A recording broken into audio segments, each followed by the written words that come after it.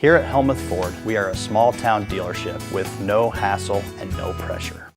Hi, this is Stacy from Shuttler Insurance Services. Come see me on the east side of the square in Sigourney for all your insurance needs. Grapes are a lucrative alternative crop with the right space and growing conditions. Hi, I'm Jody Henke. The two primary market opportunities are wine and table grapes as you're living the country life. Living the country life. Ideas and inspiration for your place in the country. You can find more information on today's topic and from previous shows by visiting us online at livingthecountrylife.com. We'll return to the show after these messages. Check out our full lineup of Successful Farming podcasts. The Successful Farming podcast goes in-depth into the topics that affect farmers and ranchers. The 15 Minutes with a Farmer podcast offers a quick conversation between an editor and a farmer. The SF Shorts podcast offers bite-sized interviews about agricultural topics. And the SF Daily podcast covers commodity markets, weather, and the big things happening in agriculture each morning. Search for Successful Farming wherever you download your podcasts.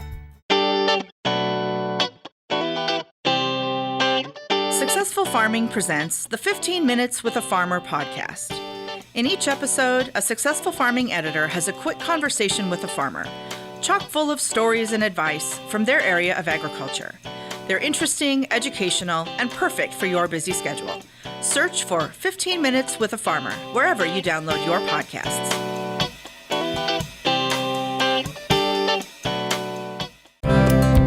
Growing grapes to sell or for your own use can be a rewarding venture. Success hinges on things such as soil quality, the terrain, climate, and disease control. One of the most asked questions is, how much land do you need to grow a vineyard? Annie Claude is a fruit crops extension educator at the University of Minnesota. She says if you're growing varieties to sell for wine, you'll need anywhere from 2 to 10 acres. This is because larger volumes of grapes are more appealing to the wineries. I talk to a lot of winemakers who say if someone approaches them with 5 acres of one variety, they're much more likely to start contracts with them and buy their grapes versus someone who has maybe half an acre of one variety, because when they're processing the grapes, it's a lot more efficient for them to be processing larger loads. She recommends talking to the wineries in your area about the amount of grapes they would want to order. This will help determine the size of your vineyard. If you don't want to sell to wineries and plan to market the crop as fresh grapes for eating, you won't need as much land.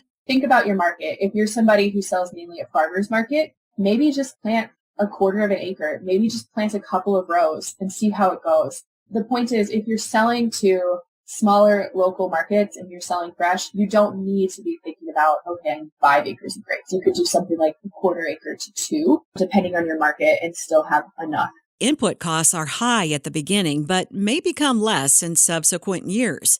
Fungicides are a significant cost, as you'll need to spray every week or two to keep hard-to-control diseases from destroying the crop. Learn more about starting a vineyard at livingthecountrylife.com. I'll see you in the country. Living the country life. Ideas and inspiration for your place in the country. You can find more information on today's topic, share your tips, and post photos by visiting us online at livingthecountrylife.com.